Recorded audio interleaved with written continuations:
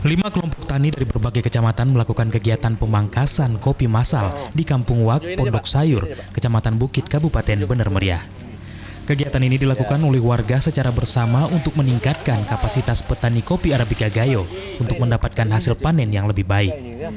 Imran, salah seorang instruktur pemangkasan batang kopi, menyebutkan pemangkasan batang kopi sesuai dengan program Kementerian Pertanian Republik Indonesia nomor 49 tahun 2014 terkait pedoman budidaya kopi yang baik. Menurutnya dengan pemangkasan dapat meningkatkan hasil produksi kopi dan tanaman kopi lebih rendah dan mudah dirawat. Selain itu, pemangkasan juga akan menumbuhkan cabang baru serta mempermudah masuknya cahaya serta sirkulasi udara sehingga terhindar dari penyakit dan mengurangi hama. Cara memangkas, lihat variasi kopi, Bu. Lihat variasi kopi, kayak mana keadaannya, kita ikuti mainannya. Tidak bisa teori begini, enggak. Karena harus.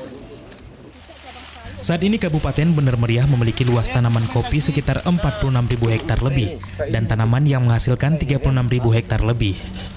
Dalam setahun hasil panen mencapai 700 hingga 900 kg per rantai. Hasil panen tersebut masih kecil jika dibandingkan dengan tanaman kopi yang selalu mendapatkan perawatan hingga mampu menghasilkan 300 kg hingga 3 ton. Dari Kabupaten Bener Meriah, Muhammad Zakaria, Metro TV. Ya, pemirsa, selamat pagi Indonesia. Dialog Kenduri Kebangsaan kali ini akan lebih banyak membahas mengenai sektor pertanian Aceh yang dirasa cukup mendominasi. Hal itu terbukti dari pendapatan daerah regional bruto atau PDRB Aceh dalam sektor pertanian mencapai hampir 30%, lebih tinggi jika dibandingkan dengan sektor-sektor yang lain. Lantas bagaimana strategi yang harus dilakukan untuk terus mengembangkannya dan juga apa bentuk dukungan dari pemerintah pusat atas hal ini? Untuk membahasnya saya sudah bersama dengan Menteri Pertanian yang sudah hadir di sini, Bapak Syahrul Yassin Limpo.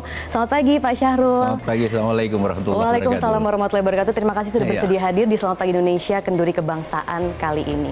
Pak Syahrul, tadi kita sudah membuka tayangan dengan sektor tani kopi di Aceh yang memang sudah mendunia dan juga mengglobal. Tapi sebelum kita lebih banyak membahas ke sana, saya ingin tahu pendapat Bapak terlebih dahulu dari Kementerian Pertanian sendiri melihat bagaimana menjanjikannya sektor tani di Aceh saat ini, Pak.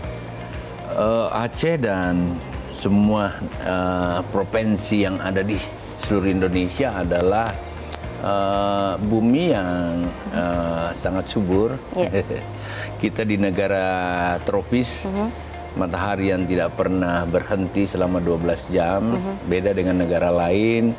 Angin kita terus bertiup dengan baik, hujan tidak pernah berhenti, demikian juga air. Oleh karena itu, secara alami, ini given Allah, Aceh dan semua negara provinsi yang ada di Indonesia memiliki alam yang memiliki potensi untuk kita kembangkan dari semua komoditas pertanian.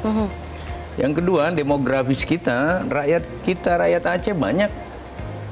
Dan masalah pertanian bukan masalah baru. Mulai dari kita lahir, kita sudah dengan aroma-aroma pertanian yang ada di lingkungan kita, termasuk Aceh. Betul.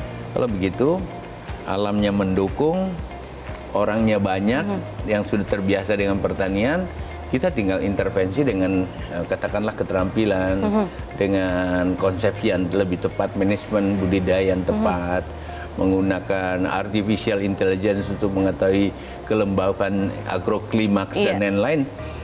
Dan kalau begitu manusianya diisi dengan keterampilan, dikasih ilmu, dikasih mekanisasi, besok maka alam ini akan berpotensi tidak hanya 30% bagi PDRB Aceh, menjanjikan lapangan kerja yang pasti, mensolusi kemiskinan pasti, membuat wilayah generasi atau perbedaan antara wilayah bisa ditutupi. Kalau gitu, kita harus konsentrasi ke sana. Menteri Pertanian atas instruksi Bapak Presiden harus konsentrasi penuh, dan tentu saja gubernurnya bersama dinasnya harus kerjasama, para bupati harus kerjasama dengan Kementerian Pertanian, menghayo-hayo rakyat untuk kemudian memilih komoditas yang tepat untuk itu. Pemerintah daerah Aceh kan ingin terus mengembangkan sektor tani ini untuk menjadi roda penggerak perekonomian masyarakat. Nah, sudah cukupkah kalau Bapak melihat saat ini? Kita harus duduk sama-sama. Yang ada sekarang udah bagus, tetapi kan nggak cukup.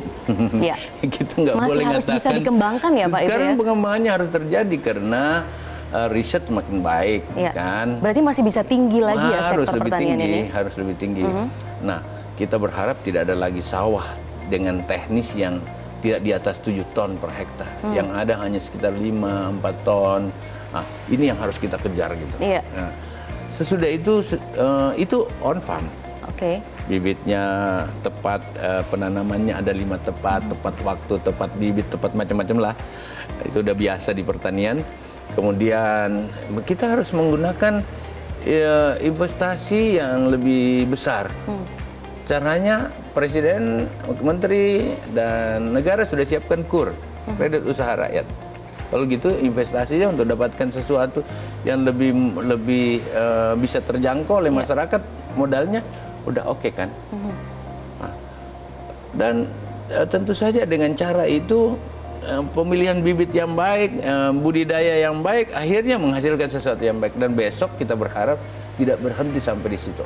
Off-farm-nya itu adalah olahnya.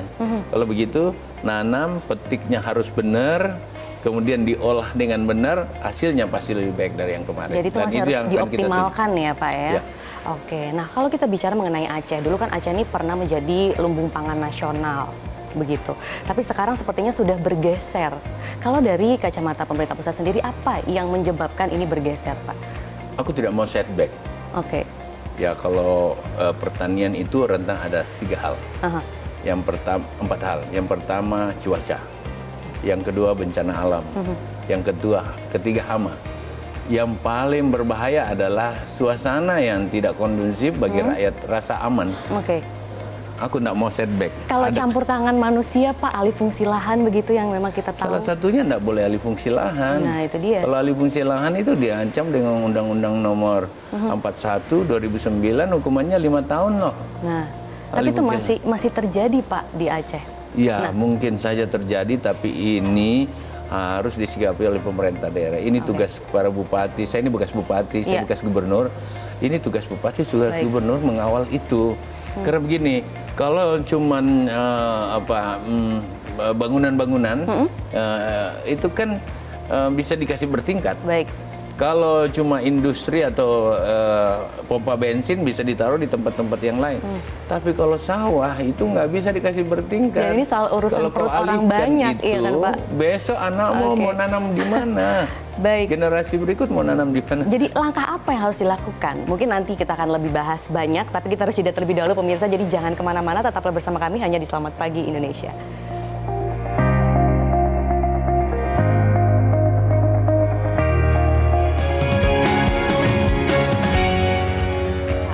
Kita masih membahas mengenai potensi pertanian di Aceh bersama dengan Menteri Pertanian di sini, Bapak Syahrul Yassin Limpo. Tadi Pak Syahrul sudah mengatakan bahwa ada beberapa kendala memang yang dialami oleh Provinsi Aceh ini. Dan salah satunya masih menarik perhatian juga dan disorot oleh pemerintah daerah adalah mengenai alih fungsi lahan dari sawah menjadi pemukiman. Nah, apa yang sudah dilakukan oleh pemerintah pusat untuk terus meminimalisir hal ini, Pak, di daerah-daerah seperti di Aceh ini?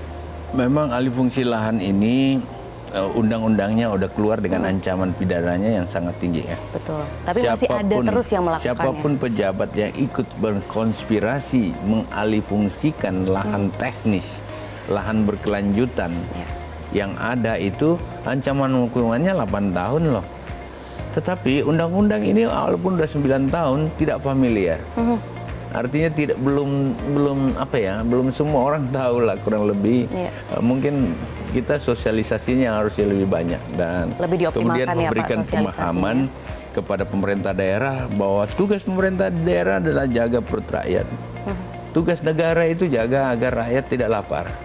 Dan kalau mau tidak lapar, salah satu yang harus diperhatikan adalah existing dari lahan-lahan pertanian teknis yang ada irigasinya dan lain-lain. Nah, memang akhirnya kan lebih mudah memindahkan lahan itu menjadi real estate. Pendapatannya juga lebih cepat. Baik. Tetapi kamu kehilangan sebuah potensi utama dari tugas utama negara, menjaga perut rakyat. Karena dari lahan itulah kemudian kita bisa bertanam dengan baik.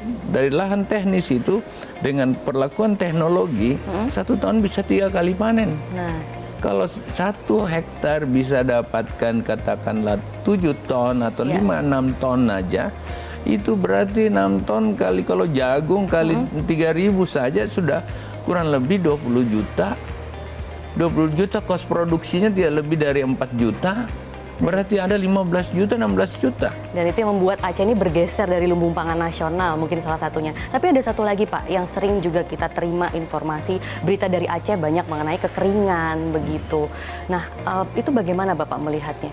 Kan namanya alam selalu saja kita dekat dengan cuaca. Ada saat-saat kita El Nino, kering. Ada saat-saat kita banjir seperti ini. Tetapi di pertanian dengan manajemen yang kita kembangkan sekarang ini lebih bagus kan. Kalau dia kekeringan begini, pertanian nggak ada ruginya sepanjang mengikuti manajemennya. Yang pertama, semua pertanian itu punya asuransi kan. Yang kedua, kita sudah punya pendeteksian cuaca, artificial intelligence kita, kemudian AWR, Agriculture War Room kita udah bisa membaca kapan ada hujan, kapan akan kekeringan. Oleh karena itu, dengan intervensi teknologi, dengan intervensi mekanisasi, ya yang kering itu kan masih bisa disiasati dengan pompa air, dengan apa segala macam. Oleh karena itu memang pertanian rentan dengan cuaca memang, tetapi kemajuan teknologi dan research sudah bisa memberi prediksi-prediksi kita terhadap apa yang harus dilakukan. Menarik ini berbicara mengenai teknologi. Nah, inovasi apa yang akan terus dikembangkan oleh Kementerian Pertanian mengenai teknologi khususnya di bidang pangan ini, Pak? Kita udah memiliki pengamatan citra satelit, citra cuaca. Oleh karena itu kapan hujan, kapan sudah musim disebar kering. di daerah-daerah ya Pak ya? Sekarang ini kami buat AWR-nya, Agriculture War Room. Kemudian di daerah ada Kosratani, di BPP intinya. Dan Kosratani itu memberikan respon setiap saat terhadap dengan menggunakan robot construction yang ada di sana, dengan drone yang kita miliki, bisa lihat cuaca-cuaca tertentu. Dan pada pendekatan citra satelit yang besar kan udah diprediksi, tidak semua daerah yang akan panas. Tidak semua daerah. Nah, di daerah-daerah yang kering kita arahkan teknologi kita ke sana, pengamatan kita ke sana untuk mempersiapkan segala kemungkinan-kemungkinan yang ada. Oke, dan itu memang untuk mengoptimalkan potensi-potensi tani di daerah. Nah, kalau di Aceh nih Pak, yang paling cukup berkembang ini Bapak melihat apa? Sektor tani apa? Selain tanaman pangan dan lain-lain, jagung dan lain-lain, itu kebutuhan nasional lebih utama. Yang sangat potensial di sana kan kita memang udah terkenal kopi gayo itu. Betul, mendunia, harga paling tinggi di dunia itu loh makin Pak. produktif, makin terdorong besar sehingga kopi gayo itu menjadi tidak ada orang minum di dunia ini kopi tanpa pernah merasakan kopi gayo kan. Minimal seperti itu. Tapi apa yang masih harus dikembangkan Pak selain kopi begitu? Karena kan sebenarnya masih banyak sekali di Aceh yang bisa terus dikembangkan sektor tanah yang paling subur. Nah, dan agroklimat yang sangat baik, ya. Bahkan tingkat kebasahannya juga cukup. Oleh karena itu semua jenis komoditi di gunung, di bukit maupun di dataran rendah kita punya. Dan saya siap. Saya udah dapat perintah dari katakanlah Pak Surya Paloh untuk memperhatikan Aceh lebih kuat, Bapak Presiden juga seperti itu.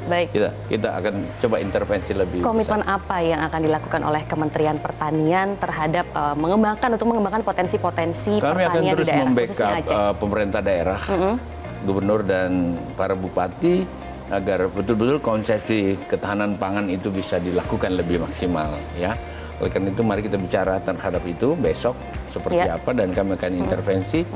Intervensi tidak hanya bibit, termasuk keterampilan-keterampilan dan teknologi yang membutuhkan, bahkan intervensi mekanisasi pada daerah tertentu akan dilakukan. Tapi yang paling penting coklat menjadi kopi, coklat kelapa itu menjadi sangat penting. Dan dari dulu mereka memiliki jenis-jenis tertentu untuk obat-obatan yang bisa kita kembangkan. Dan saya pada posisi itu siap. Yang terakhir, masalah peternakan di sana sangat bagus untuk mengembangkan sapi, mengembangkan ternak-ternak yang ada, dan jalur ekspornya juga terbuka kan. Hewan ternak di sana juga terkenal kambing dan sapinya ya Pak ya. Oleh karena itu ini semua akan kita coba intervensi besok. Harus lebih dioptimalkan lagi untuk penggunaan teknologinya nih Pak ya, mungkin digital pangan yang memang sudah cukup. Kalau hari ini Menteri Pertanian lebih banyak bicara tentang startup, online system, digital Baik, system. kita akan terus kawal kalau iya. begitu. Pak Syahrul Yassin Limpo, terima kasih sudah bersedia untuk berdialog di Selamat Pagi Indonesia Kenduri Kebangsaan kali ini.